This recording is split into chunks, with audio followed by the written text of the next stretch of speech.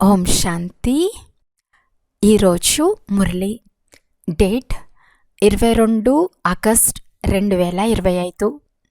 బాబా చెప్తున్నారు, మధురమైన పిల్లలు, మిమ్మల్ని చదివించేందుకు ఎవరు వచ్చారో ఆలోచిస్తే సంతోషంతో రోమాంచితులవుతారు. ఉన్నతమైన తండ్రి చదివిస్తున్నారు. ఇలాంటి చదువును ఎప్పుడు వదలరాదు. ప్రశ్న: పిల్లలైన మీకిప్పుడు ఏ నిశ్చయం కలిగింది? నిశ్చయబుద్ధి గలవారి గుర్తులు ఏవి? జవాబు: ఇప్పుడు మేము చదివే చదువు ద్వారా డబల్ కిరీటదారులైన రాజాదిరాజులుగా అవుతామనే నిశ్చయం మీకు కలిగింది. స్వయం భగవంతుడే మమ్మల్ని చదివించి విశ్వానికి యజమానులుగా తయారు చేస్తున్నారు. ఇప్పుడు మేము వారి పిల్లలుగా అయ్యాము కనుక ఈ చదువులో లగ్నమైపోవాలి. ఎలాగైతే చిన్నపిల్లలు తమ తల్లిదండ్రుల వద్దకు తప్ప ఇంకెవ్వరి వద్దకు వెళ్ళరో, అలా మీకు అనంతమైన తండ్రి తప్ప ఇంకెవ్వరూ ఇష్టమవ్వరాదు. ఒక్కరి స్మృతిలోనే ఉండాలి. ఓం శాంతి. మధురమైన పిల్లలు పాట విన్నారు. ఎవరు వచ్చారు? ఎవరు చదివిస్తున్నారు? ఇవి తెలుసుకోవలసిన విషయాలు. కొందరు ఎక్కువ బుద్ధివంతులుగా ఉంటారు, కొందరికి బుద్ధి తక్కువగా ఉంటుంది. ఎవరు చాలా తెలివైన వారిగా ఉంటారో వారిని చాలా బుద్ధివంతులు అని అంటారు. శాస్త్రాలు మొదలైనవి చదివిన వారికి గౌరవం ఉంటుంది, తక్కువ చదివిన వారికి తక్కువ గౌరవం లభిస్తుంది. చదివించేందుకు ఎవరు వచ్చారు అని పాటలోని పదాలను విన్నారు. టీచర్ వస్తారు కదా. పాఠశాలలో చదివేవారికి టీచర్ వచ్చారని తెలుస్తుంది. ఇక్కడికి వచ్చింది ఎవరు? ఒక్కసారిగా పలకరించి పోవాలి. ఉన్నతమైన తండ్రి మళ్ళీ చదివించేందుకు వచ్చారు. ఇది అర్థం చేసుకోవాల్సిన విషయం, అదృష్టకరమైన విషయం కూడా. చదివించేవారు ఎవరు? భగవంతుడు. వారే స్వయంగా వచ్చి చదివిస్తున్నారు. భలే, ఎవరు ఎంత గొప్ప చదువు చదువుతున్నా ఆ చదువును వదిలి భగవంతుని వద్ద చదువుకునేందుకు రావాలి. ఒక్క సెకండ్లో అంతా వదిలి తండ్రి వద్దకు చదువుకునేందుకు రావాలి. బాబా అర్థం చేయిస్తున్నారు. ఇప్పుడు మీరు పురుషోత్తమ సంఘం యుగవాసులుగా అయ్యారు. ఈ లక్ష్మీనారాయణులు ఉత్తమోత్తమ పురుషులు. ఏ చదువు ద్వారా వీరు ఈ పదవిని పొందుకున్నారో ఈ ప్రపంచంలో ఎవరికీ తెలియదు. ఈ పదవిని పొందుకునేందుకే మీరు చదువుతున్నారు. ఎవరు చదివిస్తున్నారు? భగవంతుడు. కనుక ఇతర చదువులన్నీ వదిలి ఈ చదువులో తత్పరులవ్వాలి. ఎందుకంటే తండ్రి కల్పం తర్వాతనే వస్తారు. నేను ప్రతి 5000 సంవత్సరాల తర్వాత సన్ముఖంలో చదివించేందుకు వస్తానని తండ్రి చెప్తారు. అద్భుతం కదా. భగవంతుడు ఈ పదవిని ప్రాప్తి చేయించేందుకు మనల్ని చదివిస్తున్నారని కూడా చెప్తారు, కానీ చదవరు. కనుక వీరి బుద్ధివంతులు కారని తండ్రి అంటారు కదా. చదువుపై పూర్తి గమనం ఇవ్వరు, తండ్రిని మర్చిపోతారు. బాబా మేము మర్చిపోతామని అంటారు, టీచర్ని కూడా మర్చిపోతారు. ఇదే మాయా తుఫాను. కానీ చదువేమో చదవలసి ఉంటుంది కదా. భగవంతుడు చదివిస్తున్నారు అంటే ఈ చదువులో పూర్తి లగ్నం అవ్వాలని వివేకం చెప్తుంది. చదువుకోవలసింది చిన్నపిల్లలే. ఆత్మ అందరిలో ఉంది. కేవలం శరీరం చిన్నదిగా పెద్దదిగా అవుతూ ఉంటుంది. నేను మీకు చిన్న పుత్రునిగా అయ్యానని ఆత్మ చెప్తుంది. మంచిది, నా వారిగా అయితే ఇప్పుడు చదువుకోండి. పాలు తాగే పసిపిల్లలు కాదు కదా. మొదటిది చదువు. ఇందులో చాలా గమనం ఉంచాలి. విద్యార్థులుగా ఈ సుప్రీం టీచర్ వద్దకు వస్తారు. చదివించే టీచర్లు కూడా నిర్ణయించబడి ఉన్నారు. అయినా వీరు సుప్రీం టీచర్ కదా. 7 రోజుల బట్టి కూడా మహిమ చేయబడింది. తండ్రి చెప్తున్నారు, పవిత్రంగా అవ్వండి, నన్ను స్మృతి చేయండి. దైవీ గుణాలు ధారణ చేసినట్లయితే మీరు ఈ లక్ష్మీనారాయణులుగా అవుతారు. అనంతమైన తండ్రిని స్మృతి చేయవలసి ఉంటుంది. చిన్న పిల్లలను వారి తల్లిదండ్రులు తప్ప ఇతరులెవరైనా ఎత్తుకుంటే వారి వద్దకు వెళ్ళరు. మీరు కూడా అనంతమైన తండ్రి వారిగా అయ్యారు కనుక వేరెవ్వరినీ చూసేందుకు కూడా ఇష్టపడరు. వారు ఎవరైనా కావచ్చు. మేము ఉన్నతాతి ఉన్నతమైన తండ్రి వారిగా అయ్యామని మీకు తెలుసు. వారు మిమ్మల్ని డబల్ కిరీటదారులుగా, రాజాదిరాజులుగా చేస్తారు. ప్రకాశ కిరీటం మన్మనాభవ, రత్నజడిత కిరీటం మధ్యాజీభవ. మేము ఈ చదువు ద్వారా విశ్వానికి యజమానులుగా అవుతామనే నిశ్చయం కలుగుతుంది. 5000 సంవత్సరాల తర్వాత చరిత్ర భూగోళాలు పునరావృతం అవుతాయి కదా. మీకు రాజ్యం లభిస్తుంది. మిగిలిన ఆత్మలన్నీ తమ ఇల్లైన శాంతిధామానికి వెళ్ళిపోతాయి. వాస్తవానికి ఆత్మలైన మనం తండ్రి శతలో మన ఇంట్లో ఉంటామని మీకిప్పుడు తెలిసింది. తండ్రి వారి కావటం వలన ఇప్పుడు మీరు స్వర్గానికి అధిపతులుగా అవుతారు. తండ్రిని మర్చిపోవటం వలన మళ్ళీ అనాథులైపోతారు. భారతదేశం ఈ సమయంలో అనాథగా ఉంది. ఎవరికైతే తల్లిదండ్రులు ఉండరో వారిని అనాథులు అని అంటారు. వారు ఎదురు దెబ్బలు తింటూ ఉంటారు. ఇప్పుడు మీకు తండ్రి లభించారు. సృష్టి చక్రాన్ని పూర్తిగా అర్థం చేసుకున్నారు. కనుక సంతోషంతో తన్మయులు అయిపోవాలి. మేము అనంతమైన తండ్రి పిల్లలము. పరంపిత పరమాత్మ ప్రజాపిత బ్రహ్మ ద్వారా బ్రాహ్మణుల నూతన సృష్టిని రచిస్తారు. ఇది చాలా సహజంగా అర్థం చేసుకునే విషయము. మీ చిత్రాలు కూడా ఉన్నాయి. విరాట రూప చిత్రం కూడా తయారు చేశారు. 84 జన్మల కథను చూపించారు. మనమే దేవతలుగా, క్షత్రియులుగా, వైశ్యులుగా, శూద్రులుగా అవుతాము. ఈ విషయాలు మనుషులెవ్వరికీ తెలియదు.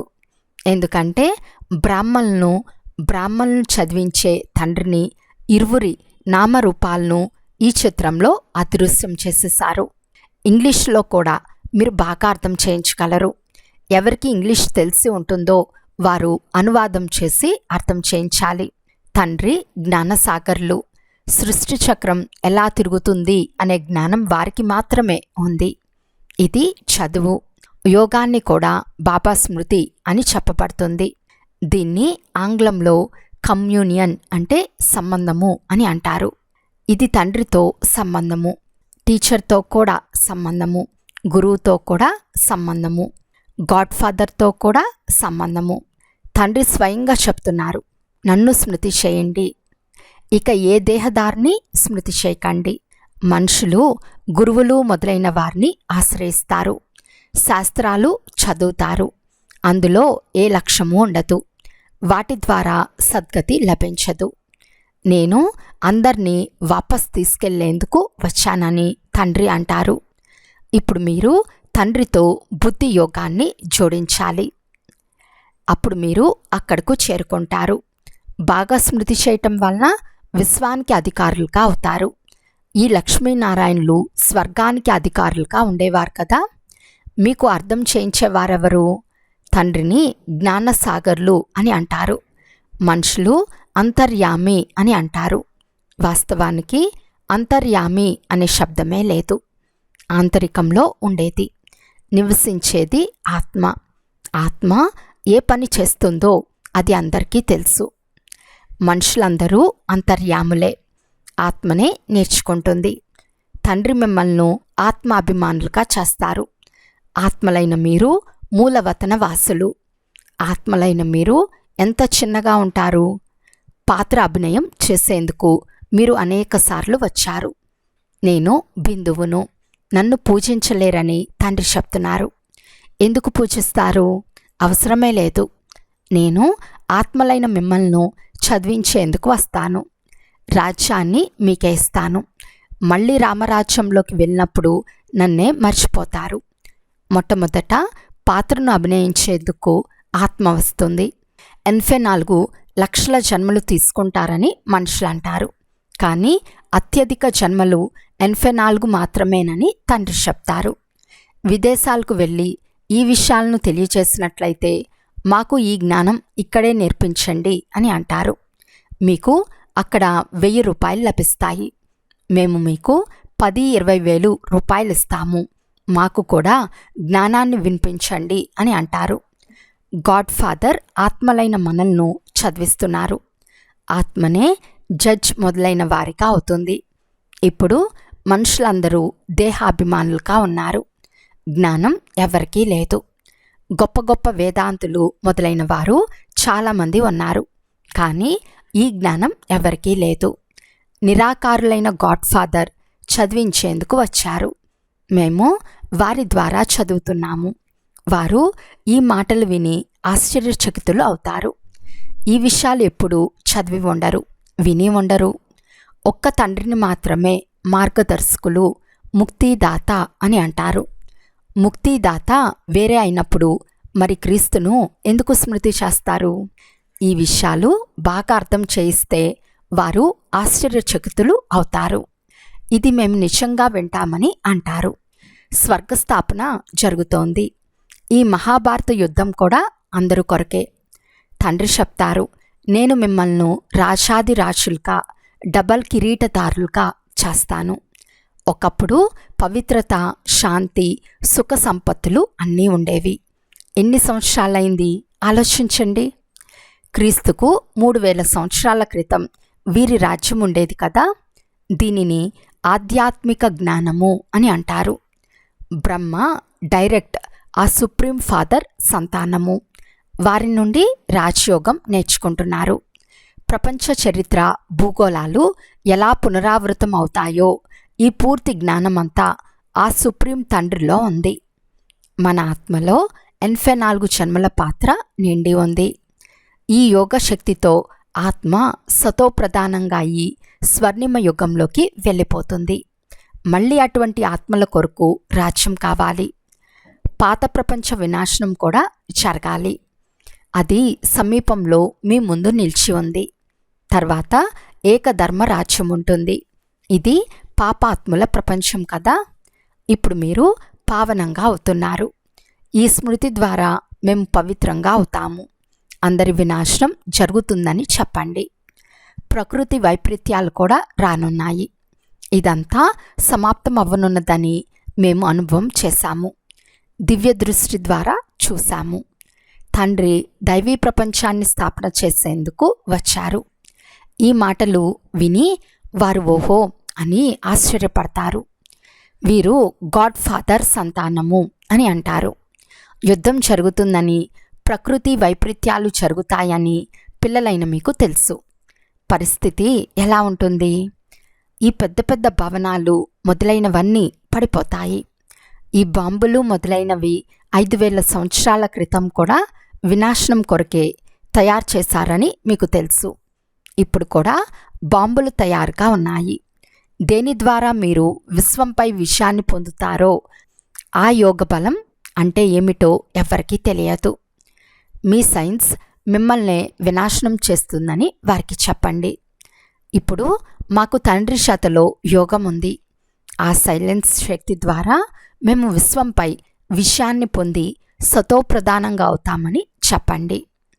తండ్రియే పతిత పావన్లు. వారు పావన ప్రపంచాన్ని తప్పకుండా స్థాపన చేయనే చేస్తారు. డ్రామానుసారం నిర్ణయింపబడి ఉంది. ఏ బాంబులనైతే తయారు చేశారో వాటిని అలాగే ఉంచుకుంటారా? ఇలా అర్థం చేయిస్తే ఇది ఒక అథారిటీ అని, వీరిలో భగవంతుడు ప్రవేశించారని అర్థం చేసుకుంటారు. ఇది కూడా డ్రామాలో రచింపబడి ఉంది. ఇలాంటి విషయాలు అర్థం చేయిస్తూ ఉంటే వారు సంతోషిస్తారు. ఆత్మలో పాత్ర ఎలా ఉంది? ఇది కూడా అనాదిగా తయారైన డ్రామా. మీ క్రీస్తు కూడా పునర్జన్మలు తీసుకుంటూ తమో ప్రధాన స్థితిలో ఉన్నారు. మళ్ళీ తమ సమయంలో వచ్చి అతను మీ ధర్మాన్ని మళ్ళీ స్థాపన చేస్తారు. ఇలా అథారిటీతో చెప్పినట్లయితే తండ్రి పిల్లలందరికీ కూర్చుని అర్థం చేయిస్తున్నారని వారు అర్థం చేసుకుంటారు. కనుక ఈ చదువులో పిల్లలు లగ్నమైపోవాలి. తండ్రి, టీచర్, గురువు ముగ్గురు ఒక్కరే. వారు జ్ఞానం ఎలా ఇస్తారో కూడా మీకు తెలుసు. అందరినీ పవిత్రంగా చేసి తీసుకెళ్తారు. దైవీ రాజ్యం ఉన్నప్పుడు పవిత్రంగా ఉండేవారు. దేవీ దేవతలు ఉండేవారు. బాగా మాట్లాడే చతురత ఉండాలి. వేగం కూడా బాగుండాలి. మిగిలిన ఆత్మలందరూ స్వీట్ హోమ్లో ఉంటారని చెప్పండి. బాబానే తీసుకెళ్తారు. ఆ తండ్రియే సర్వుల సద్గతి దాత. భారతదేశం వారి జన్మస్థానం. ఇది ఎంత గొప్ప తీర్థస్థానం! అందరూ తమోప్రధానంగా తప్పకుండా అవ్వవలసిందే అని మీకు తెలుసు. అందరూ పునర్జన్మలు తీసుకోవలసిందే. వాపస్ ఎవ్వరూ వెళ్ళలేరు. యాడమ్ కూడా 84 జన్మలు తీసుకుంటాడు. మరి క్రీస్తు కూడా తప్పకుండా పునర్జన్మలు తీసుకుంటూ మళ్ళీ అలా అవుతారు. ఇలాంటి విషయాలు అర్థం చేయిస్తే చాలా ఆశ్చర్యపడతారు. జోడీ ఉంటే చాలా బాగా అర్థం చేయించగలరు అని తండ్రి చెప్తారు. భారతదేశంలో మొదట పవిత్రత ఉండేది, తర్వాత అపవిత్రంగా ఎలా అవుతారు? ఇది కూడా అర్థం చేయించండి. పూజ్యులే పూజారులుగా అవుతారు. అపవిత్రులుగా అయినప్పుడు తమను తామే పూజించుకోవటం ప్రారంభిస్తారు. రాజుల భవనాల్లో కూడా ఈ చిత్రాలు ఉండేవి. పవిత్రమైన డబల్ కిరీటదారులను, కిరీటం లేని అపవిత్రులను పూజిస్తారు. వారు పూజారి రాజులు. వారిని దేవీ దేవతలు అని అనరు, ఎందుకంటే వారు ఈ దేవతలను పూజిస్తారు. మీరే పూజ్యులు, మీరే పూజారులు. పతితులు అవ్వటం వలన రావణ రాజ్యం ప్రారంభమవుతుంది. ఇప్పుడు ఇది రావణ రాజ్యం. ఇలా కూర్చుని అర్థం చేయిస్తే చాలా ఆనందిస్తారు. బండికి గల 2 చక్రాలు అంటే యుగల్ జ్ఞానంలో ఉంటే చాలా అద్భుతం చేసి చూపిస్తారు. యుగలైన మేమే మళ్ళీ పూజ్యులుగా అవుతాము. మేము పవిత్రత, శాంతి, సంపత్తుల వారసత్వాన్ని తీసుకుంటున్నామని చెప్పండి. మీ చిత్రాలు కూడా కొత్తవి వెలువడుతూ ఉంటాయి. ఇది ఈశ్వర్య పరివారం. తండ్రి పిల్లలు, మనవళ్ళు, మనవరాళ్ళు, అంతే. వేరే సంబంధం ఏదీ లేదు. నూతన సృష్టి అని దీనినే అంటారు. తర్వాత కొద్దిమందే దేవతలుగా అవుతారు. మళ్ళీ నెమ్మదిగా వృద్ధి చెందుతుంది. ఈ జ్ఞానం ఎంతగా అర్థం చేసుకోవాల్సింది. ఈ బాబా కూడా వ్యాపారంలో నవాబ్లా ఉండేవాడు. ఏ విషయం గురించి చింత ఉండేది కాదు. తండ్రి చదివిస్తున్నారని, వినాశనం సమీపంలో నిలిచి ఉందని ఎప్పుడు చూశారో అప్పుడు తక్షణమే అవన్నీ వదిలేశారు. నాకు సామ్రాజ్యం లభించినప్పుడు మళ్ళీ ఈ గాడిద బరువు ఎందుకు మోయాలి అని అనుకున్నారు. భగవంతుడు చదివిస్తున్నారు కనుక దీనిని పూర్తిగా చదవాలి కదా అని మీరు కూడా అనుకుంటారు. వారి మతానుసారం నడవాలి. స్వయాన్ని ఆత్మగా భావించి తండ్రిని స్మృతి చేయండి అని తండ్రి చెప్తున్నారు. తండ్రిని మర్చిపోతామని చెప్పేందుకు మీకు సిగ్గు అనిపించటం లేదా? ఆ నష ఎక్కనే ఎక్కదు. ఇక్కడి నుండి చాలా బాగా రిఫ్రెష్ అయ్యి వెళ్తారు. మళ్ళీ అక్కడ సోడా వాటర్గా అయిపోతారు. పల్లెల్లో సర్వీస్ చేసే పురుషార్థాన్ని ఇప్పుడు మీరు చేస్తారు. ఆత్మలు తండ్రి ఎవరు అన్న విషయాన్ని మొట్టమొదట అర్థం చేయించమని తండ్రి చెప్తారు. భగవంతుడు నిరాకారుడు. వారే పతిత ప్రపంచాన్ని పావనంగా చేస్తారు. అచ్చా, మధురాతి మధురమైన అపురూపమైన పిల్లలకు మాతాపిత బాప్దాదాల ప్రియ స్మృతులు మరియు గుడ్ మార్నింగ్. ఆత్మిక పిల్లలకు ఆత్మిక తండ్రి నమస్తే. ఆత్మిక తండ్రికి ఆత్మిక పిల్లల యొక్క ప్రియ స్మృతులు మరియు నమస్తే నమస్తే నమస్తే. ధారణ కొరకు ముఖ్య సారము. ఫస్ట్ పాయింట్, స్వయం భగవంతుడే సుప్రీం టీచర్గా అయి చదివిస్తున్నారు కనుక బాగా చదువుకోవాలి, వారి మతంను అనుసరించాలి. సెకండ్ పాయింట్, సైలెన్స్ బలం జమ అయ్యే విధంగా తండ్రి చేతలో యోగం చేయాలి. సైలెన్స్ బలంతో విశ్వంపై విజయం పొందాలి. పతితుల నుండి పావనంగా అవ్వాలి. ఈరోజు వరదానము. సమయము మరియు సంకల్పాలను సేవలో అర్పణ చేసే విధాత వరదాత భవ. ఇప్పుడు సొంత చిన్న చిన్న విషయాల వెనుక, శరీరం వెనుక, మనసు వెనుక, సాధనాల వెనుక, సంబంధాలను నిభాయించటం వెనుక సమయం మరియు సంకల్పాలను ఉపయోగించుటకు బదులు వాటిని సేవలో అర్పణ చేయండి. ఈ సమర్పణ సమారోహం జరుపుకోండి. శ్వాసలో సేవ యొక్క లగ్నం ఉండాలి. సేవలో మగ్నమై ఉండండి. అలా సేవలో లగ్నమై ఉంటే స్వావున్నతి యొక్క గిఫ్ట్ స్వతహాగా ప్రాప్తి అయిపోతుంది. విశ్వ కళ్యాణంలో స్వకళ్యాణం ఇమిడి ఉంది. అందువలన నిరంతరం మహాదాని, విధాత మరియు వరదాతలుగా అవ్వండి. స్లోగన్: మీ కోరికలను తగ్గించుకుంటే సమస్యలు తగ్గిపోతాయి. అవ్యక్త సూచన: సహజ యోగులుగా అవ్వాలి అంటే పరమాత్మ ప్రేమ యొక్క అనుభవీలుగా అవ్వండి. ఎలాగైతే లౌకిక పద్ధతిలో ఎవరైనా ఎవరి స్నేహంలో అయినా లవలీనంగా ఉంటే ముఖం ద్వారా, కన్నుల ద్వారా, మాటల ద్వారా వీరు లవలీనంగా ఉన్నారు, ప్రేమికులుగా ఉన్నారని అనుభవం అవుతుందో, అలా ఏ సమయంలో స్టేజ్ పైకి వస్తారో అప్పుడు మీలో తండ్రి యొక్క స్నేహం ఎంతగా ఎమర్జ్ అవుతుందో అంత స్నేహం యొక్క బాణం ఇతరులను కూడా స్నేహంలో గాయపరుస్తుంది.